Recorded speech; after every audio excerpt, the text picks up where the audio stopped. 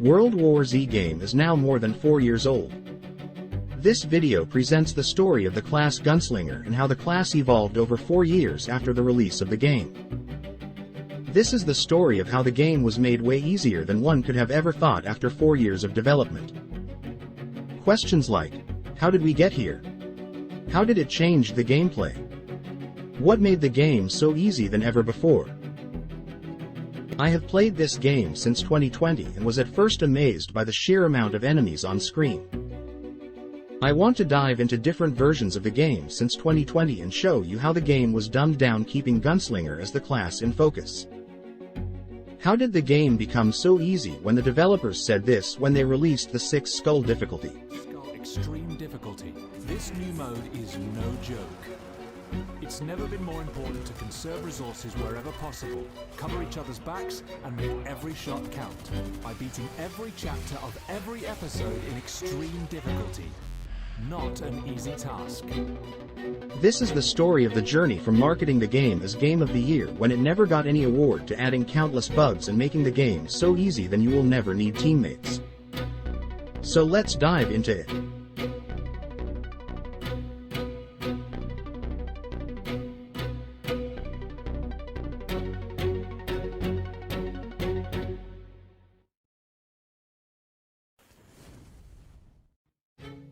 Let's start with booting up the very first version of the game released on 16th of April 2019. This is how it looked. It only had 4 episodes and the maximum difficulty was insane, that is 4 skulls. However, the insane difficulty at that time was a bit harder than today's insane. You would die with 5 hits on this version. Weapons hardly had any skins or unique versions and the only bad weapon was the crossbow. Also very important to mention that there was no aim assist in the first version of the game, so all your headshots were actual headshots. Moving on to the Gunslinger class, well, there were no prestige perks and all the perks were the nerfed versions of the Gunslinger we know today, like the impact nades did not increase damage, or the switcheroo having on 25% increased damage for 3 seconds. I like this eagle eye perk which rewarded us for killing a special with a headshot. Don't know why they would remove it. Sleight of hand was only 50% and the middle column had no perk which was useful at all. The most annoying thing about the first version is that you could only play this on the lowest field of view as there was no setting to increase it. Payload was 150% weaker and it took 3 to 4 shots to kill a bull. There was no infection mechanic in the game. Ammo was infinite in all ammo boxes in all difficulties. Fast reload with weapon switch was possible but not with pause menu and bulls got staggered by grenades. Infector, Tokyo 3 map and the field of view slider was added later in June while many weapons were buffed. Oh, by the way, if you want full documentation of all the updates you can visit the Focus Interactive forum and read all the patch notes. I will add the link to it in the description. Moving on, the 6th Skull update, also known as the Extreme mode as we know today, was added next month in July. And this was by far the hardest version of the game. Because remember you die with 3 hits on Extreme? And bulls were essentially stronger back then, and there was no aim assist, and all the weapons and class perks were the nerfed versions of today's. Talking about aim assist, I made complete 2 separate videos on how broken the aim assist is and everyone is using it, go check them out later. Coming back to the 6th Skull update, I unfortunately do not have this version of the game to show you and probably Saber has it somewhere in their archives and we probably will never get it. But if you look closely in the patch notes, the Gunslinger class was buffed with the pistol damage and the sleight of hands. However, considering you died in 3 hits without having the temporary health boost and aim assist to survive, I think this was the hardest version of the game ever and I would love to play this version. We now move on to the year 2020, but before that there were many small updates like adding the pathetic horde mode which added flare gun, increased payload damage, nerfed infector, all of which you can read in the patch notes.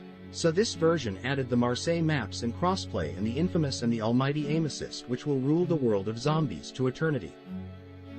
If you see the Gunslinger perks, they now have the prestige perks added while the rest of the perks are same as from the 6th Skull update. As you will see, the players were buffed in every single update after the addition of the 6 skulls and it all went downhill from 2019.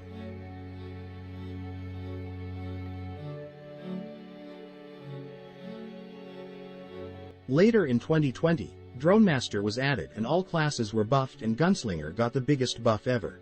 In the Dronemaster version, as you can see, grenades now deal more damage. You get health boost and grenades from aim-assisted headshots, and those grenades get lot of ammo.